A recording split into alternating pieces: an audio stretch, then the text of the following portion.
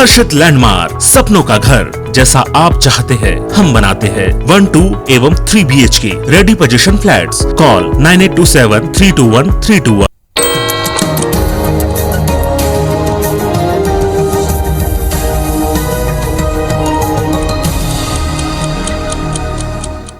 नमस्कार, मैं हूं आकांक्षा और आप देख रहे हैं IBC 24 सात की बड़ी बात में आप सभी का स्वागत है। बुलेटिन में सबसे पहले बात करेंगे राष्ट्रीय आदिवासी नृत्य महोत्सव की।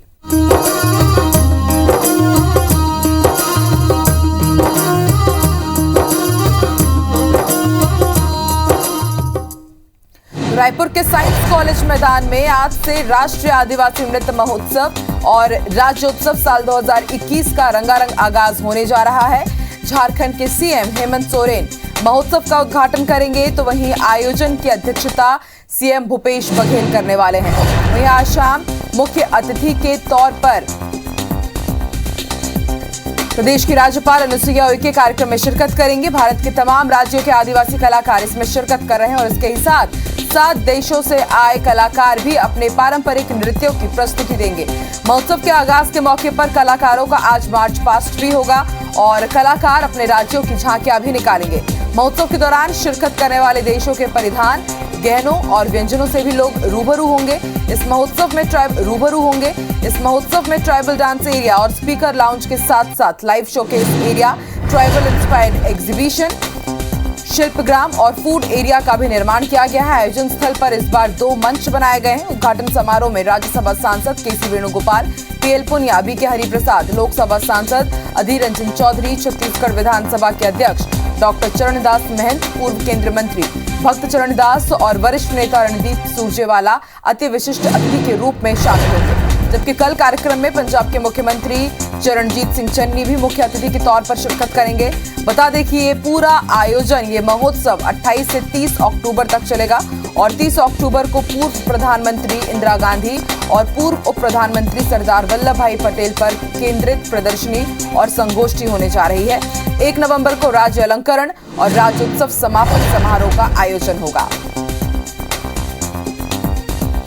रायपुर के साइंस कॉलेज मैदान में आज से आदिवासी नृत्य महोत्सव का आगाज हो चुका है। 3 दिवसीय ये पूरा आयोजन रहेगा और भारत के अलग अलग राज्यों से यहाँ पर नृतक पहुंचे और इसके साथ ही 7 विदेशों की टीम भी यहाँ पर आई है। आज मार्च पास्ट के साथ इसका आगाज होगा। साइंस कॉलेज मैदान पूरी तरह से तैयार हो चुका है। रंगारंग ये पूरा भव्य आयोजन होगा। देश के तमाम राज्यों से कलाकार पहुंचे और इसके साथ ही आदिवासी संस्कृति, उनका भोजन, उनका पोशाक, उनकी वेशभूषा, सबकी झलक यहां देखने को मिलेगी।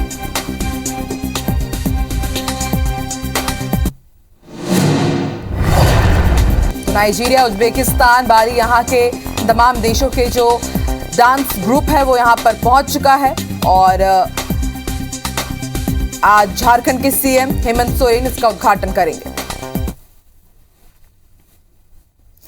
तो रायपुर में होने वाले 3 दिवसीय राष्ट्रीय आदिवासी डांस फेस्टिवल को लेकर तैयारियां पूरी कर ली गई है और इसी के चलते यातायात पुलिस ने पार्किंग व्यवस्था को लेकर एक खास एडवाइजरी जारी की है, जिसमें रायपुर और दूसरे जिलों समेत दूसरे राज्यों से आने वाले वाहनों के लिए आयोजन स्थल के चारों तरफ पार्किंग की व्यवस्था को लेकर रूट मैप जारी कर दिया गया है।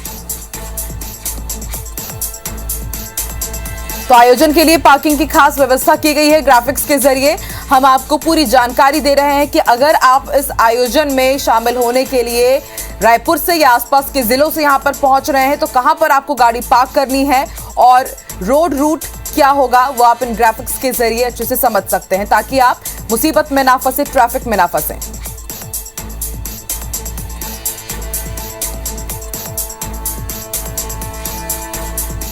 तो बिलासपुर की ओर से आने वाली गाड़ियों के लिए भनपुरी तिराहा से रिंग रोड नंबर 2 से होकर टाटीबंद चौक से अरिहंत नगर चौक होते हुए NCC मैदान के पास उन्हें पार्किंग पर अपनी गाड़ी पार्क करनी होगी। वहीं दुर्ग भिलाई से जो लोग आएंगे वो अरिहंत नगर चौक से आमानाका थाना मोड़ से कांगेर वैली स्कूल के पास से मुड़ करके वहां पर जो ग्राउंड है वहां पर अपनी पार्किंग करेंगे।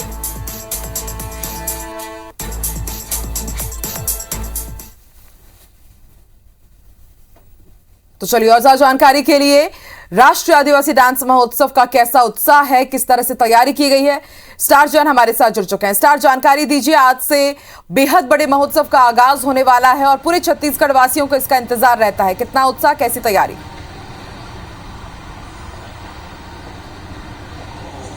देखिए, ये राष्ट्रीय आदिवासी नृत्य महोत्सव का दूसरा साल कहे जा सकता है, क्योंकि 2019 में पहला आयोजन किया गया था। उसके बाद कोरोना के चलते पिछले साल इसका आयोजन नहीं किया गया, लेकिन इस साल फिर से राष्ट्रीय आदिवासी नृत्य महोत्सव का आयोजन किया जा रहा है और सरकार ने इसे एक बड़ा रूप दिया है।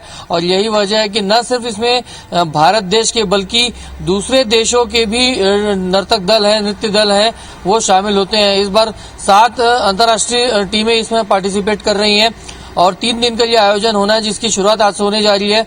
झारखंड के मुख्यमंत्री हेमंत सोरेन इसके मुख्य अतिथि होंगे और इस कार्यक्रम में शामिल होंगे आज वो। और कहीं न कहीं उत्साह काफी ज्यादा है। बड़ा प्रोग्राम, जिस प्रकार से मैं पहले कह रहा था कि राज्योत्सव से पहले एक बड़ा कार्यक्रम सरकार इसे लेके चल रही है और आने वाले लोगों के लिए पूरी व्यवस्था की गई है और प्लानिंग ऐसी की गई है कि जो कार्यक्रम स्थल है वहां तक जब भी जो कोई पहुंचे तो उसे कोई तकलीफ न हो। लोगों में काफी जबरदस्त उत्साह है, यहाँ तक कि जो छत्तीसगढ़ी लोक कलाकार है उनके साथ में जो विदेशों से आए कलाकार है उन्होंने फ्यूजन डांस भी किया, परफॉर्मेंस भी किया और एक थीम सॉन्ग भी तैयार किया गया है जो इस दौरान दिखाया जाएगा इस राष्ट्रीय आदिवासी नृत्य महोत्सव के दौरान। तो उत्सव काफी ज्यादा है और कहीं न कहीं लोगों में इस आयोजन को लेकर जबरदस्त उत्साह है। बिल्कुल स्टार, समझा सकता है कि आने वाले 3 दिनों तक आदिवासी संस्कृति के साथ ही अलग अलग राज्यों की संस्कृति के अलग अलग रंग देखने को मिलेंगे। शुक्रिया स्टार पूरी जानकारी के लिए।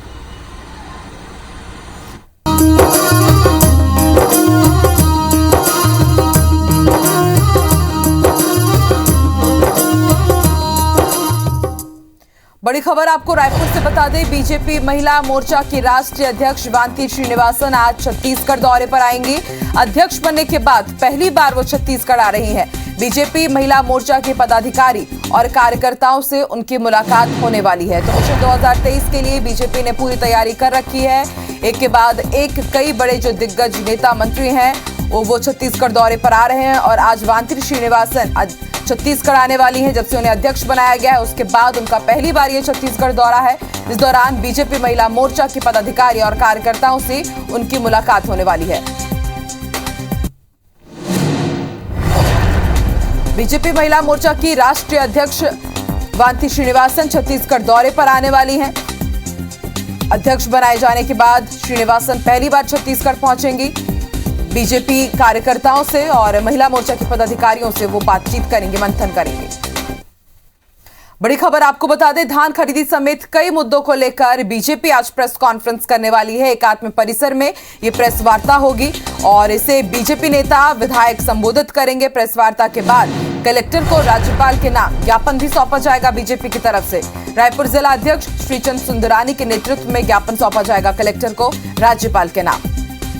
तो धान खरीदी के साथ अलग अलग मुद्दों पर लगातार बीजेपी इन दिनों भूपेश सरकार को घेरती हुई नजर आ रही है और आज फिर एक बार प्रेस वार्ता की जाएगी। एकात्म परिसर में प्रेस कॉन्फ्रेंस करेंगे बीजेपी नेता और विधायक और फिर उसके बाद कलेक्टर को राज्यपाल के नाम ज्ञापन सौंपेंगे।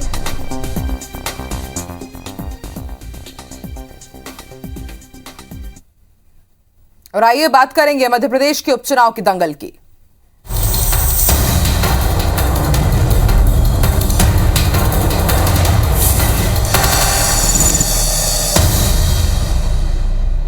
तो मध्य प्रदेश में खंडवा लोकसभा सीट समेत पृथ्वीपुर, रेगा और जोबट विधानसभा उपचुनाव के लिए कल शाम 6 बजे प्रचार का शोर थम गया। प्रत्याशी अब डोर टू डोर कैंपेन कर सकेंगे और आखिरी दिन पार्टी के स्टार प्रचारकों ने अपने उम्मीदवारों के लिए चुनावी सभाएं ली। इस दौरान दावे और आरोप लगाना भी अपने चरम पर रहा। देखिए। सबका साथ, सबका विकास, सबका विश्वास, सब समाज को लिए साथ में आगे है बढ़ते जाना।